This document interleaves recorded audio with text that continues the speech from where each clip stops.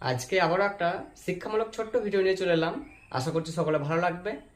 আমরা রামধনুর যে 7টা রং এবং সেটা মনে রাখার সহজ কৌশল কম বেশি সকলেই জানি।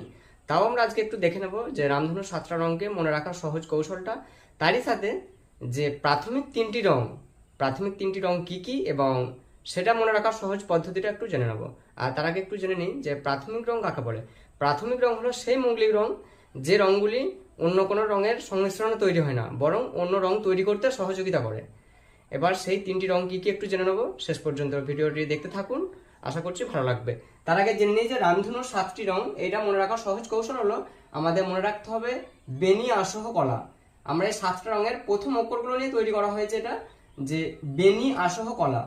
এই লাইনটা যদি আমরা মনে রাখি সব কটা রঙকে আমরা সহজে মনে রাখতে পারবো।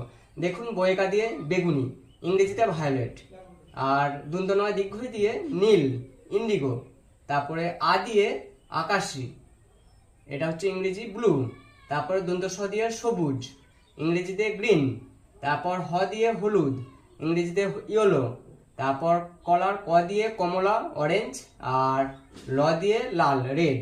তাহলে আমরা এখানে রামধনুর যে 7টা রং তার সহজ পদ্ধতিটা একটু জেনে নিলাম।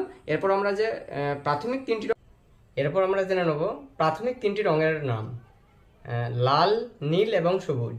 এগুলোকে মনে রাখার জন্য আমরা বলবো আসল, এই কথাটা মনে রাখতে হবে। আসল কথাটা মনে রাখলে আ থেকে আসমানি বা নীল, আমরা ব্লুটা পেয়ে যাচ্ছি, আর দন্ত স থেকে সবুজ গ্রিন, আর ল থেকে লাল বা রেড। তাহলে আমরা যদি আসল কথাটা মনে রাখি তাহলে আমরা প্রাথমিক 3টি রঙের নাম সহজেই মনে রাখতে পারবো। ধন্যবাদ।